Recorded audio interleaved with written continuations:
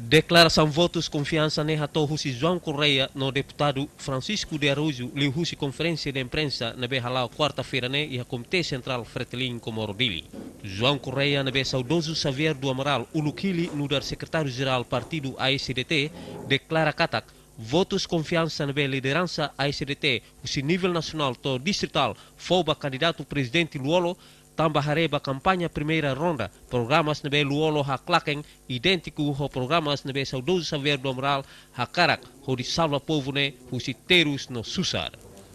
Ni acrescenta, Fretilin ho AICDT, mas husi hung no abut idadeit. A Comitê Central junto ao secretário do PLT declara ba Itaboacira, ba público Timor-Leste, cada a AICDT for atribuir a minha voto de confiança para a candidatura senhor presidente Luolo para o período do IME. Ele não é uma posição política e a minha apela para militantes do partido AICDT e a ver uma corona a minha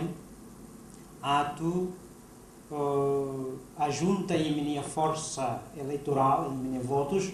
ele ali que duvida tanto Hakat Bahamudu, o Comitê Central, pode for em minha votos, ou ita de votos, para candidato senhor Francisco Guterres Luolo, para presidente da República. E a Fatin Hanesan, candidato presidente da República Luolo Hateten Katak, decisão na veia AICDT foti justo. Saudoso Xavier do Amaral, nebe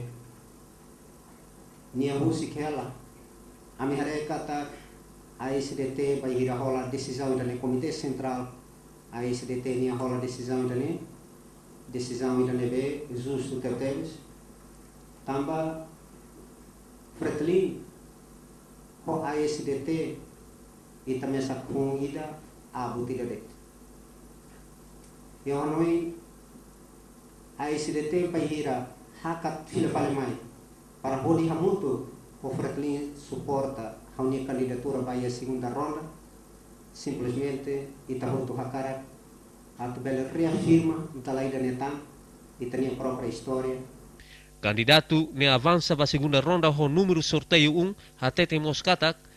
além de AICDT, nemos retam votos confiança ao partido Seluk, no ex-candidatos presidente da República Sira Seluk, Eleutério Souza, Francisco Correia, TVTL.